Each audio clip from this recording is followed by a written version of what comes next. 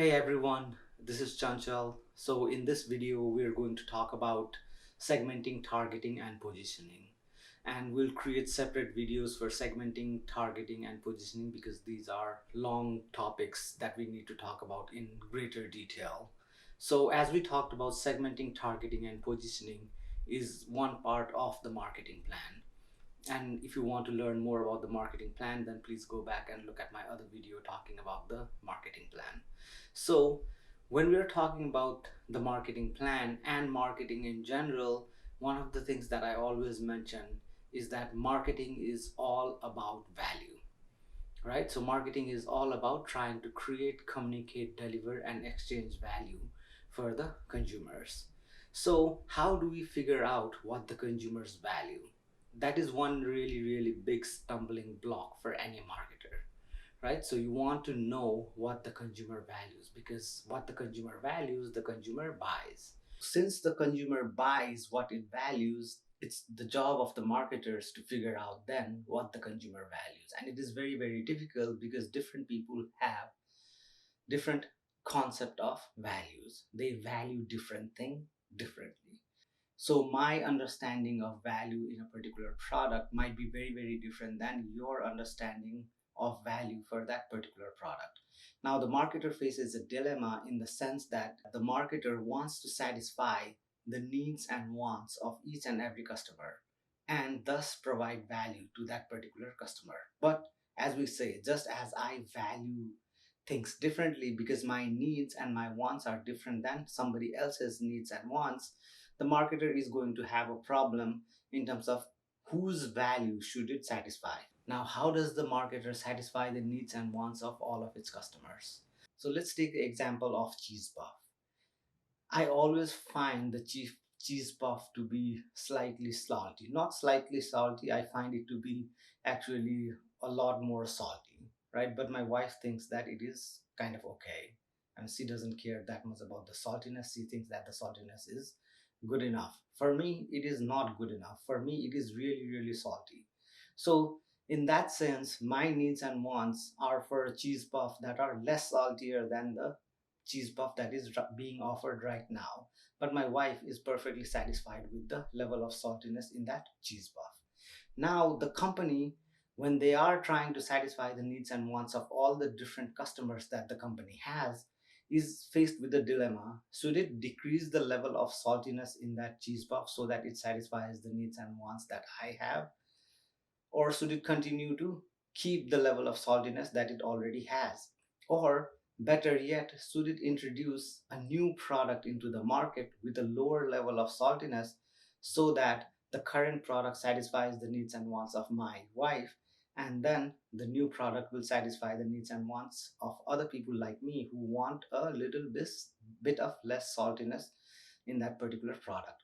But the problem is going to be that to create a new product requires a lot of resources, and it will create inefficiencies in the marketing, in the manufacturing process for the company. The company would have to spend a lot of money to try to satisfy my needs and wants. And again, the company will have to think about, are there enough people in the market that require a lower level of saltiness, right? So what is happening right here is an example of the company trying to figure out, are there different groups in the market that have different needs and wants, and the difference in needs and wants are significant enough that the marketer has to treat those groups differently. So if I, so in this example, because the level of saltiness is too much, I refuse to buy cheese puff, right? Which means the marketer is suffering. But if there are enough number of people like me, then the marketer will have to treat my group or the group that I belong to differently than the other group that my wife belongs to. Now, those are two distinct segments because their needs and wants are different. Although, even then, although their product category and the product is virtually the same, there are still different segments. So what I'm trying to say here is that different consumers have different needs and wants, and the marketer's job is to satisfy the consumer's needs and wants. But the marketer faces a problem in that it may not be efficient or cost effective for the marketer to satisfy the needs and wants of each individual customer. So how the marketers try to get rid of this particular problem is that they want to break down the market into smaller pieces so that each group have very similar needs and wants. So there is group 1 has very similar needs and wants within themselves, which is different than group 2. Group 2 has also similar needs and wants within the group itself, but the needs of group 1 is going to be group different than needs of group 2. So similar within, different across, right? So if you are able to do that, then what you are doing is you have effectively created two different segments. So in terms of defining the term segmentation, segmentation is nothing than the marketers breaking down the market into smaller pieces so that each of those smaller pieces have a specific sets of needs and wants that are different than the other segments. So you want to break down the market in such a way that you understand that each of those groups have different needs and wants, and you understand what those needs and wants are. Now, the most ideal way to segment the market or break down the market would be to break it down in terms of the customer's needs and wants. Customer A wants this, so we'll provide them with this particular product or this particular marketing mix. Customer B wants this, we'll provide them with a separate marketing mix. Customer C wants this, we'll provide them with a separate marketing mix. Now, there are 300 million, more than 300 million customers just here in the United States, even if we just completely ignore the international market. So in many cases, all of those 300 million people have 300 different needs and wants. Now, a marketer cannot come up with 300 million sets of marketing mix to satisfy the needs and wants of each of those 300 million individual. So what the marketer tries to do is the marketer tries to break down this big market into smaller chunk so that all of those different groups, which we will call segments, will have similar needs and wants, and then they can satisfy the needs and wants of one group by providing them with a specific set of marketing mix. So in this way, a marketer decides to break down the market into different segments.